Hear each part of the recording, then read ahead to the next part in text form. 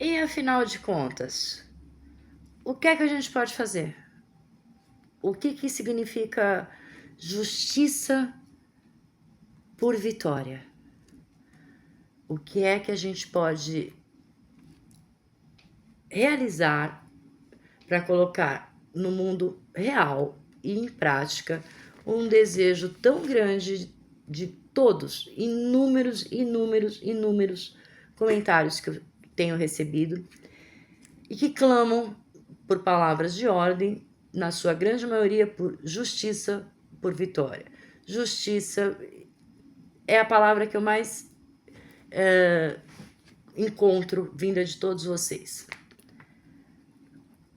Um segundo grupo bem próprio de pessoas também apresenta a sua descrença no sentido do que adianta, o que é que você vai mudar, o que adianta, já foi tudo falado, já foi tudo dito. O famoso encheu as paciências, Pacová. E eu quero conversar com vocês de como nós estamos, enquanto sociedade, enquanto pares, colaborando de uma forma muito significativa para o aumento de erros, de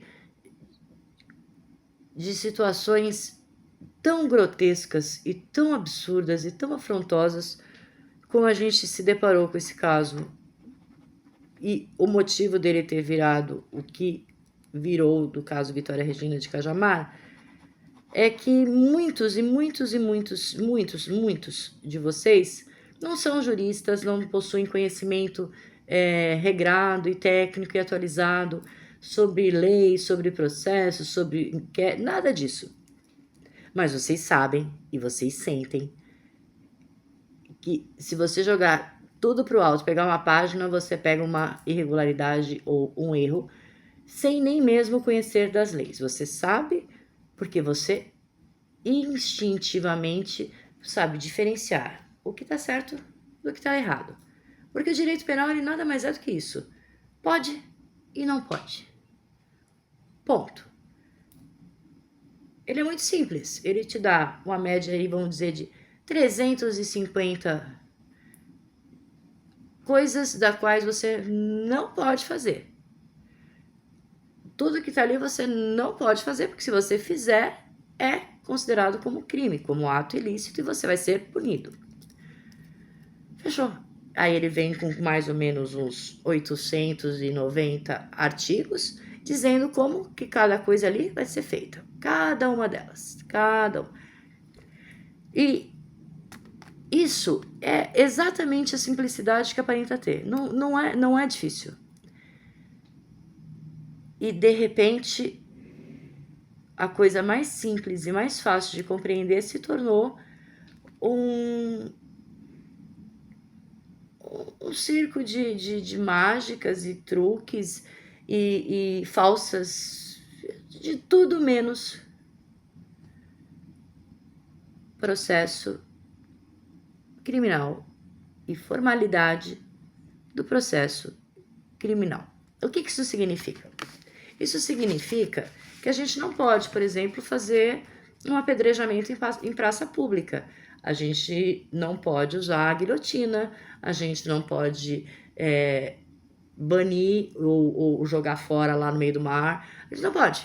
Não pode porque tem os limites do que você pode e que você não pode fazer.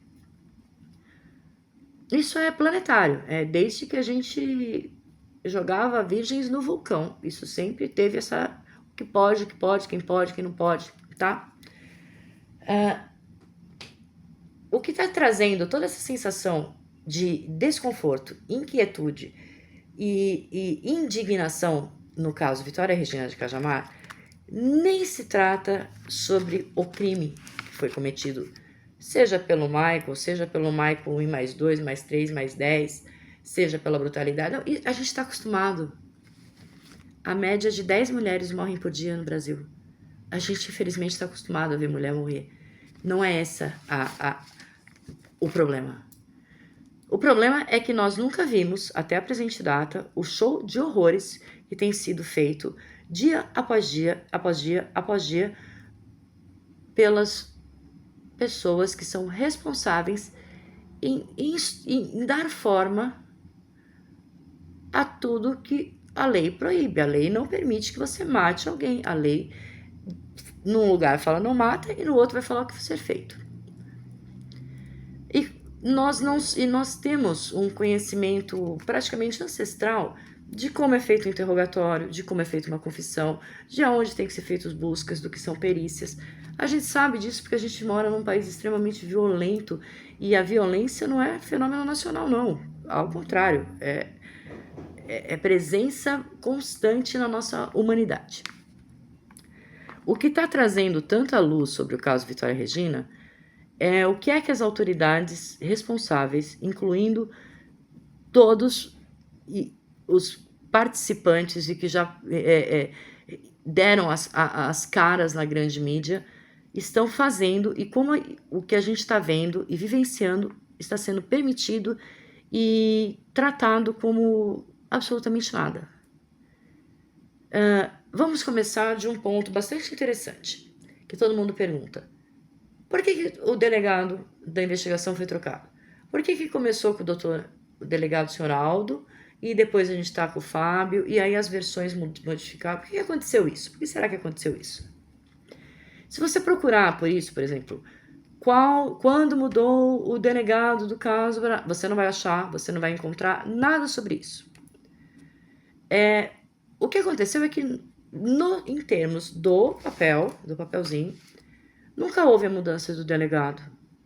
O delegado da seccional de Cajamar sempre foi o doutor e o senhor Fábio. Em nenhum momento constava com o doutor senhor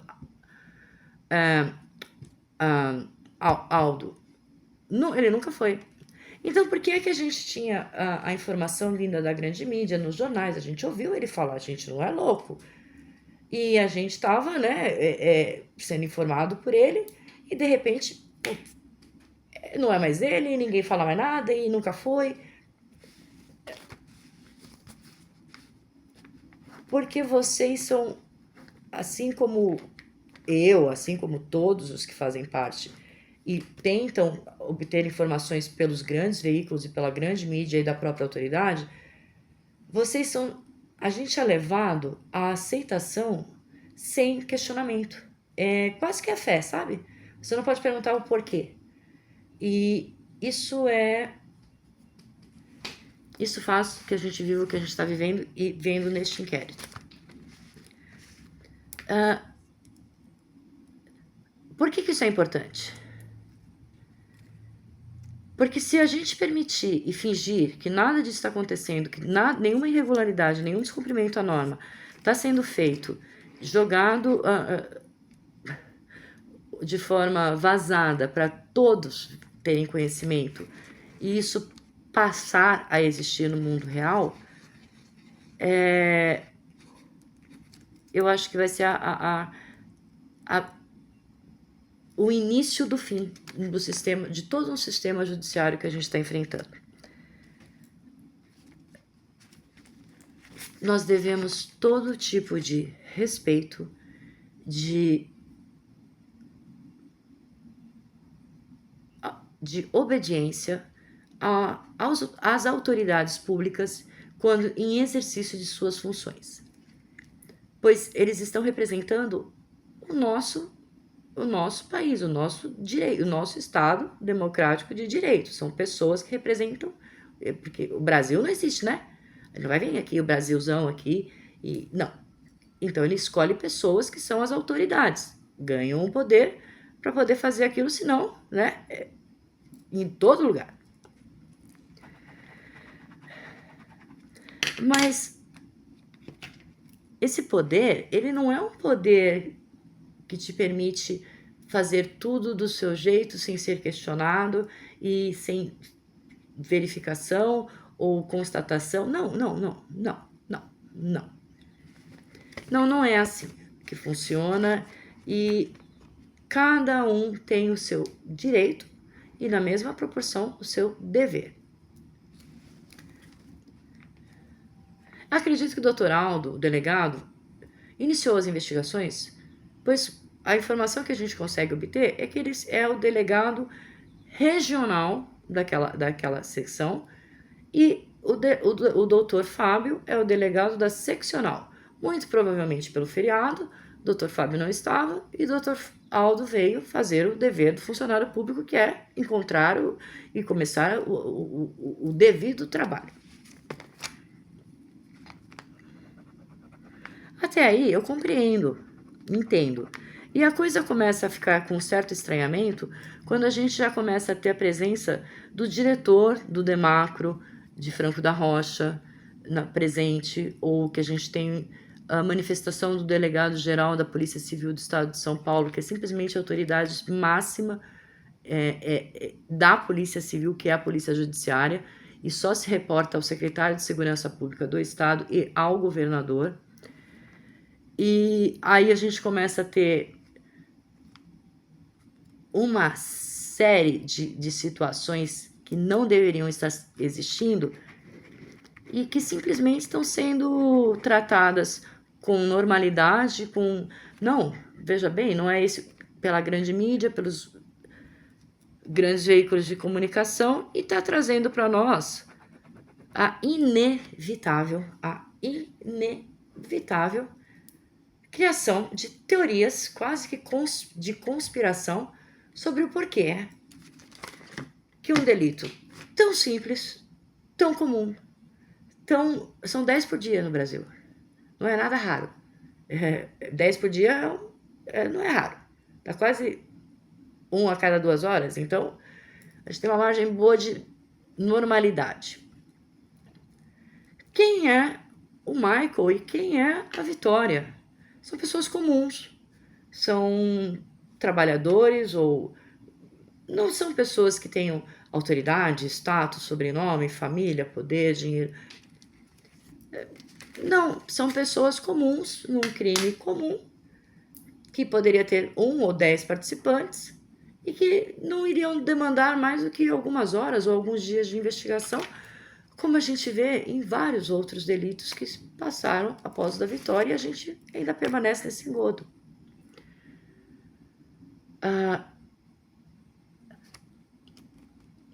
E a razão que a gente permanece nesse engodo é porque tantos atos foram cometidos sucessiva e de forma errada, que parece que todos aqueles que poderiam ser prejudicados ou responsabilizados procuraram de alguma forma validar a existência daquilo, pois não tinha mais como desfazer a grande meleca que tinha sido feita.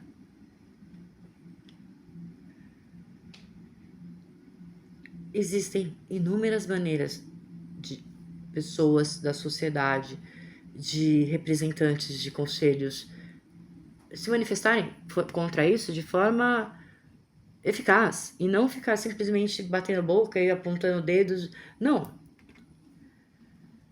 Existem sim caminhos, e a pergunta é: por que é que os promotores, os defensores, os advogados de assistentes de acusação, os juízes, ninguém que tem o poder dever de fazer algo está fazendo?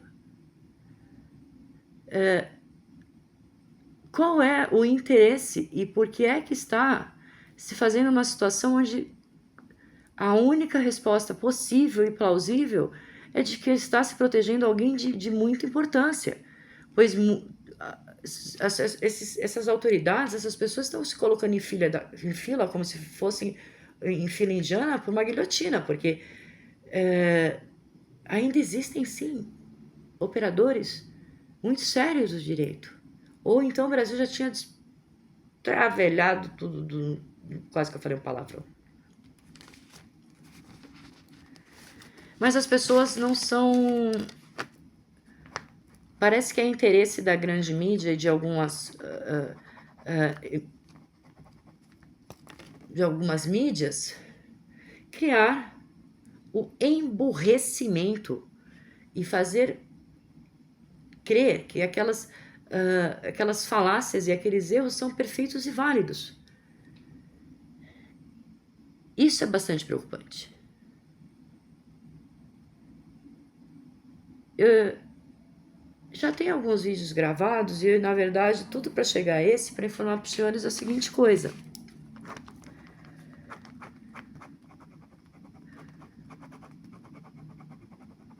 Será que a gente está realmente disposto a trazer toda essa sujeira e fazer decantar toda essa bagunça e respeitando e compreendendo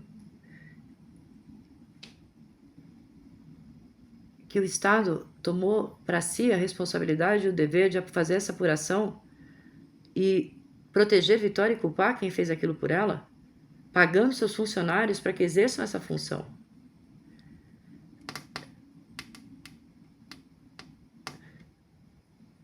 Como é que a gente pode cobrar líderes? Como é que a gente pode cobrar ou imputar a responsabilidade em A, B, C ou D, se quando eu, como pessoa, partícipe da sociedade, como advogada, ou senhores como qualquer do povo, são obrigados a aceitar toda essa teoria, a receber informações não verdadeiras e se calar.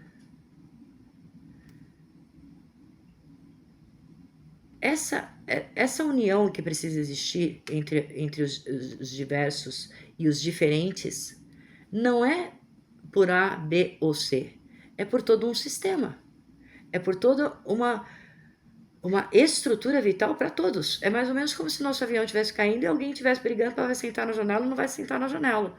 Moço, o senhor vai sentar na janela do inferno se não parar essa briga.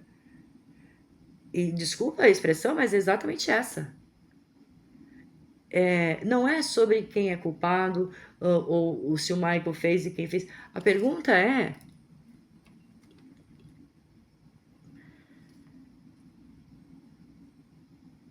por que é que existiu essa pressa? Por que tem tanto cacique para pouco índio? É uma briga de egos. Todo mundo sabe mais, todo mundo pode mais, todo mundo é mais poderoso, todo mundo... E sabe o que vai acontecer, senhores? De verdade mesmo.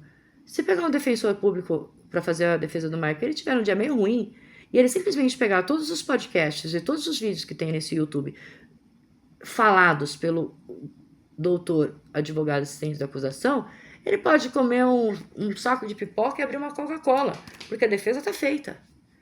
E eu não estou falando isso para julgar ou condenar o trabalho do colega, não. Eu estou falando isso porque essa é a realidade.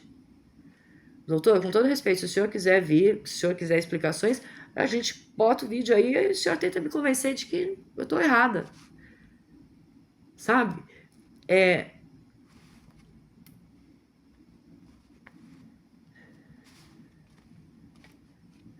Não pode ser aceito, não pode ser permitido. E eu acho de verdade que cobrar das autoridades, os senhores entram no Instagram lá e ficam curtindo tudo quanto é gente. Eu não sei como é que funcionam essas coisas de rede social. Por que os senhores talvez não entrem em contato com a guarnição do local ou o político? Vão fazer barulho para melhoria, com toda a educação, com todo respeito, porque não dá para você brigar por legalidade descumprindo a lei, né? Aí, colega, aí você também me ajuda a te ajudar. Então,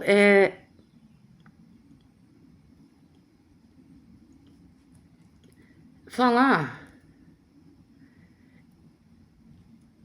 e aceitar que está sendo, nossa, não existe um segundo inquérito super, ultra milagroso que vai resolver tudo que não foi resolvido, que esse aqui é só engodo. Gente, pelo amor de Deus, vamos parar de loucura.